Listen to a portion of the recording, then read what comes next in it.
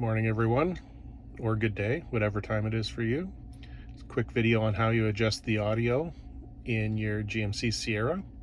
Probably works for other GM cars. This is my 2024 SLT. So just quickly, you go to your home screen, you click on audio. In the top, you'll see a settings button with a music symbol. You click on that. This will bring up equalizer, fade, balance. Equalizer, you can slide it. You can click it like this, and you can also reset it. If you go back, you can do your fade and balance. It's kind of neat here. You can either take this symbol and drag it to where you want, or you can click on the area of the vehicle where you want the fade or balance to be. You can obviously reset that. And finally, you can manage your favorites, and then this just goes to your radio and other things. Hope that helps with your new car. Enjoy your vehicle. Be safe.